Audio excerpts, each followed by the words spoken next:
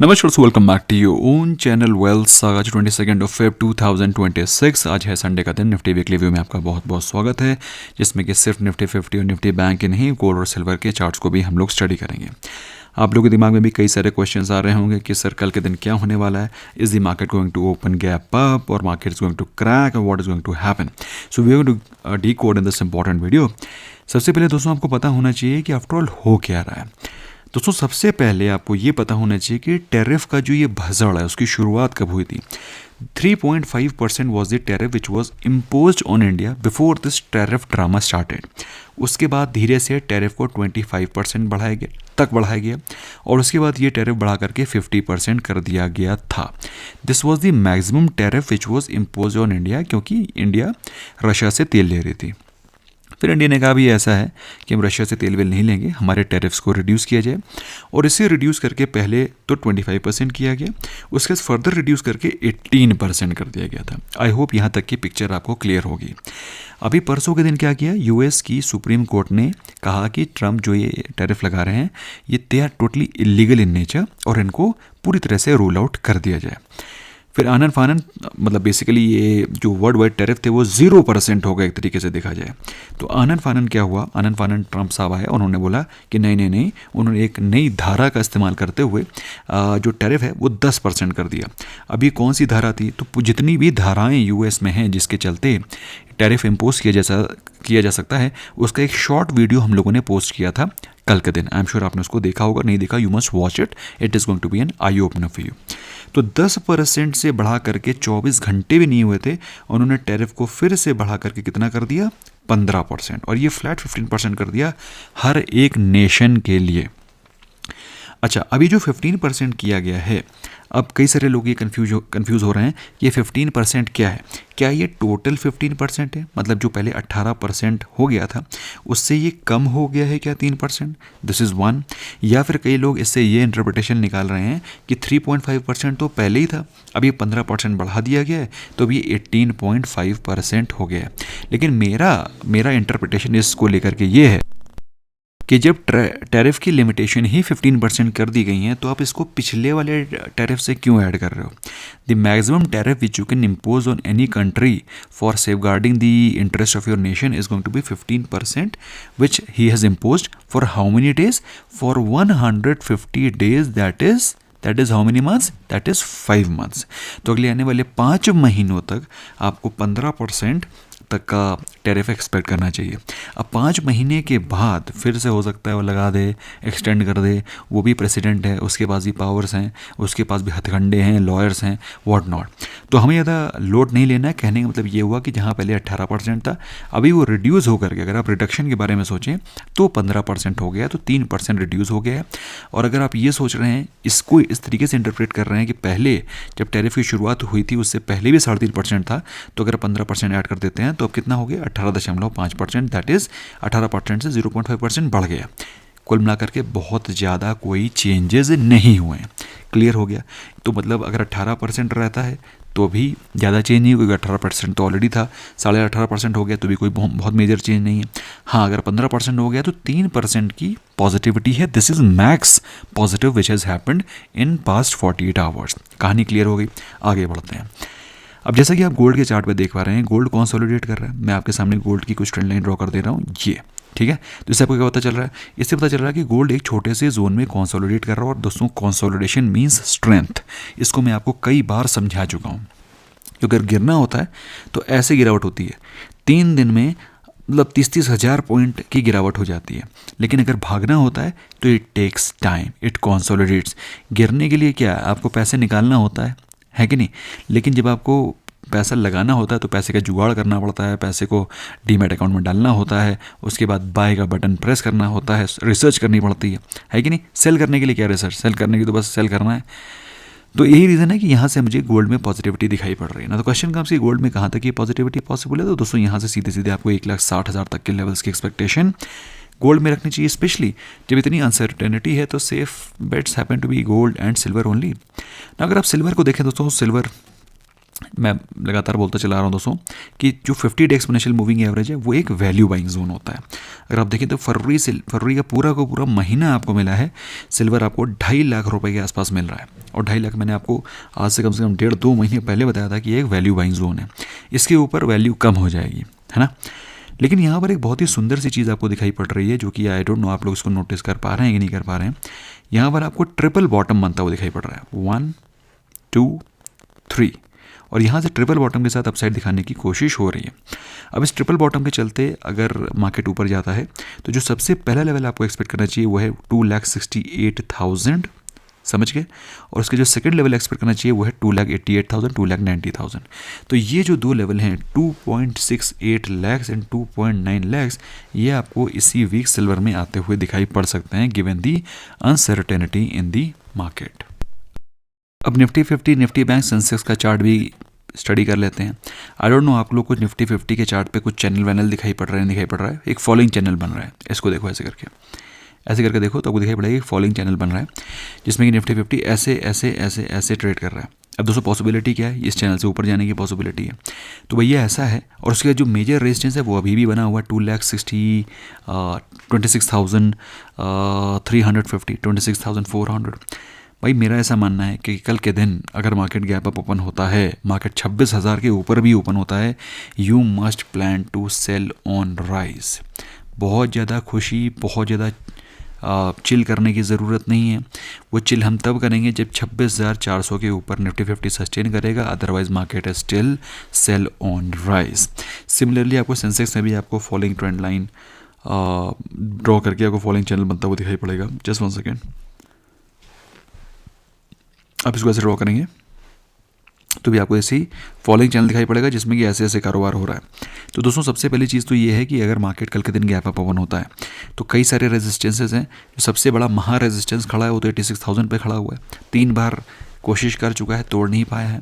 तो दोस्तों मेरे हिसाब से कल के दिन का गैप अप ओपनिंग होती है, anywhere you get opening above 84,000, मेरे हिसाब से it should be sell on rise and you must definitely lock some profits. अगर आपने कुछ इन्वेस्टमेंट कर रखा है, पुट सेल कर रखे हैं, definitely lock profits tomorrow. Coming on to Nifty bank, Nifty bank में दोस्तों एक जो बड़ा मेरे को दुख है इस बात का, निफ्टी 50 और सेंसेक्स ने तो ऑलमोस्ट अपने गैप्स को फिल कर लिया है, लेकिन निफ्टी बैंक का ये गैप अभी भी पेंडिंग पड़ा हुआ, छोटा मोटा नहीं, अच्छा खासा गैप है 1000 पॉइंट का। और निफ्टी बैंक को अगर आप देखें तो ये सबसे ज़्यादा स्ट्रॉन्ग दिखाई पड़ रहा है। इनफैक्ट अगर आप देखें निफ्टी 50, सेंसेक्स, निफ्टी बैंक को कंपेयर करें, सबसे ज़्यादा स्ट्रॉन्ग हमको निफ्टी बैंक दिखाई पड़ रहा है। बट यहाँ पर मैं एक और भी स्टोरी आपके साथ नरेट करने वाला हूँ। 590 करोड़ का फ्रॉड हुआ है IDFC फर्स्ट बैंक में इन चंडीगढ़ ब्रांच, जहाँ पर हरियाणा गवर्नमेंट के 590 करोड़ रुपए टपा दिए गए हैं, कुछ एम्प्लॉयज़ के ऊपर ठीकरा फोड़ा गया है। अब दोस्तों एम्प्लॉयज़ के ऊपर ठीकरा फोड़ा जा रहा है, ये बैंक वाले क्या ऑडिट करते हैं यार? बैंकिंग के ऑडिट्स होते हैं, RBI के ऑडिट्स होते हैं, CA के ऑडिट्स होते हैं, लोग क्या चेक कर रहे हैं? What the hell are they doing? और छोटा मोटा नहीं, मतलब ये कोई 200-500 रुपये का काम तो है नहीं, 500, 600, 1000, 2000, हर crore, 2 crore, 10 crore, 100 crore, 590 crore, such a huge amount. So दोस्तों कल के दिन IDFC फर्स्ट बैंक को अगर आप 10% लोअर सर्किट पे देखते हैं, you should not be surprised. पहली चीज़, उसका रीज़न बताता हूँ मैं आपको।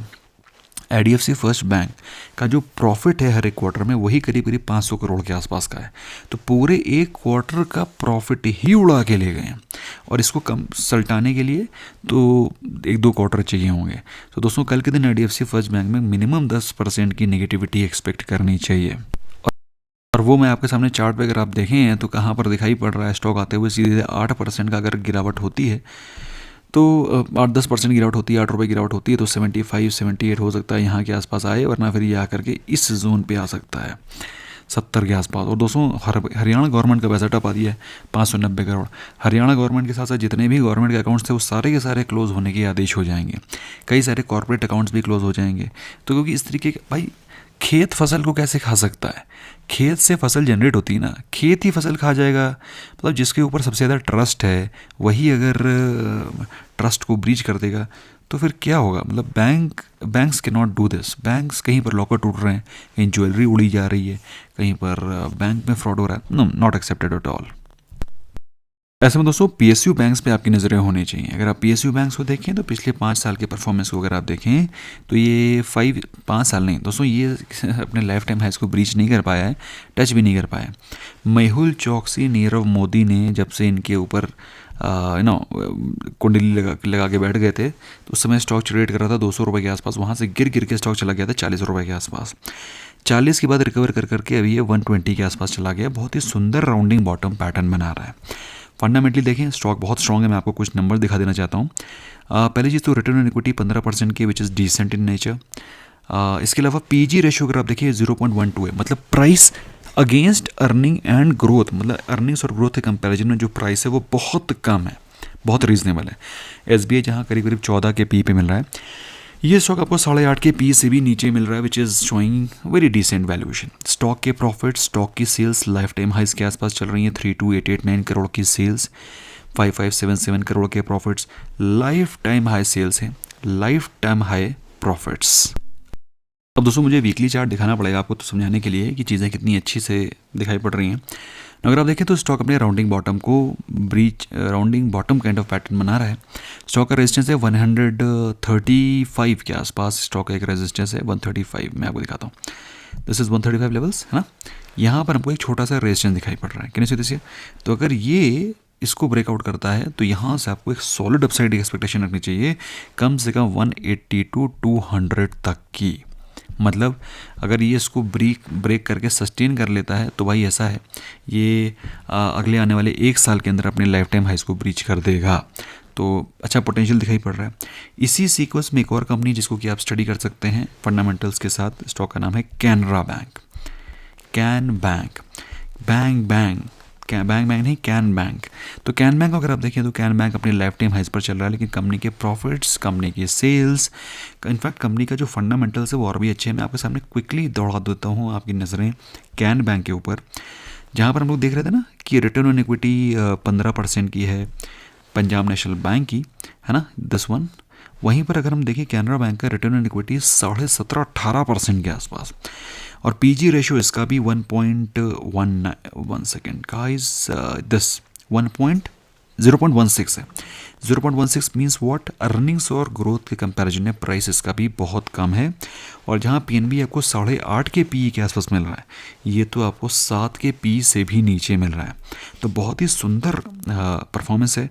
अभी रिसेंटली इसने लाइफ टाइम हाई सेल्स और प्रॉफिट्स पोस्ट किए थे, तो स्टॉक अपने लाइफ टाइम हाइस पर अगर चल रहा है तो at least I am not surprise. तो सेकेंड स्टॉक ये है जिस पे कि आपकी नज़रें होनी चाहिए। And third stock is none other than NTPC, क्योंकि ऐसा रिकॉर्ड किया गया कि फेब में हाईएस्ट अमाउंट ऑफ इलेक्ट्रिसिटी का कंजम्पशन हुआ है। और अभी तो गर्मी बढ़ी नहीं है। नॉर्थ इंडिया वालों जरा कमेंट सेक्शन में बताओ कि कैसी गर्मी पड़ रही है आपके घर के आसपास। क्या आपने पंखे चलाने शुरू कर दिए हैं? और मेरे हिसाब से जो टॉप फ्लोर पर रह रहे हैं, ग्राउंड फ्लोर वाले को की बात नहीं कर रहा हूँ मैं, टॉप फ्लोर वाले, वो तो अपने एसी को सर्विसिंग करा चुके होंगे। तो अभी अगर आप देखें तो ये स्टॉक का जो प्राइस है, लाइफ टाइम हाई प्राइस जो कि 2024 में अगर आप देखें तो P ratio happen to be 20, तो 20 के पी रेशियो का स्टॉक अभी आपको 15 पे मिल रहा है। बहुत ही बढ़िया नंबर्स हैं। अगर आप देखें दोस्तों एनटीपीसी का मार्केट कैप कितना बड़ा बिजनेस है, 3,61,000 करोड़, 3.61 लाख करोड़ का मार्केट कैप है। इन सभी भाई बंधुओं को जोड़ लीजिए तब इसके बराबर आपके पहुंच पाएंगे। रिटर्न ऑन इक्विटी 12% की है, return on capital is 10%, dividend भी 2% का बढ़िया देता है, बढ़िया कंपनी है। अच्छा, रीसेंट रिजल्ट्स के बारे में बात करें। अच्छा, इस इलेक्ट्रिक कंजम्पशन को हमेशा क्वार्टर ऑन क्वार्टर चेक करना है। दिसंबर को आप जून से कंपेयर नहीं कर सकते, क्योंकि दिसंबर में जाड़ा ही पड़ता है, पावर की रिक्वायरमेंट कम होती है। लेकिन अगर फेब में रिकॉर्ड हाई पावर कंजम्पशन हो रहा है तो अभी तो गर्मी बहुत बढ़ेगी। तो ऐसे में दोस्तों मेरे हिसाब से आपकी नज़रें एनटीपीसी पे भी होनी चाहिए। मैं आपके लिए चार्ट पुल अप करके दिखा देता हूँ एनटीपीसी में चल क्या रहा है। Just as a matter of disclaimer, NTPC में हम लोग इन्वेस्टेड हैं, तो आपको ड्यू रिसर्च करने के बाद ही इन्वेस्टमेंट करना है, अपने फाइनेंशियल एडवाइजर वगैरह से पूछ के इन्वेस्ट करना है। एनटीपीसी अगर आप देखें तो ये एक बहुत ही सुंदर सा राउंडिंग बॉटम का पैटर्न बना करके ब्रेकआउट करने के लिए तैयार खड़ा है। और अगर आप देखें तो यहाँ से अगर ब्रेकआउट करता है तो स्टॉक का जो अपसाइड की पॉसिबिलिटी है वो करीब 420 is the first level and the 440 is the second level which you should be expecting in the stock. आपको दोस्तों क्या लग रहा है कल के दिन क्या होगा? मार्केट गैप अप ओपन होगी, मार्केट गैप अप ओपन होकर के शॉर्ट कवरिंग होकर करके और फटेगी, या फिर गैप अप ओपन होकर के सीधे वहीं से प्रॉफिट बुकिंग आएगी, या फिर हमें मार्केट में बेरिश रहना चाहिए? What is your view? Do let me know in the comments, क्योंकि मैंने अपने व्यूज़ आपके साथ शेयर कर दिए हैं। हमसे जुड़ना चाहते हैं व्हाट्सएप पे कॉन्टैक्ट कर सकते हैं 9707531979। That's all from my side friends, thank you so much, bye bye for now.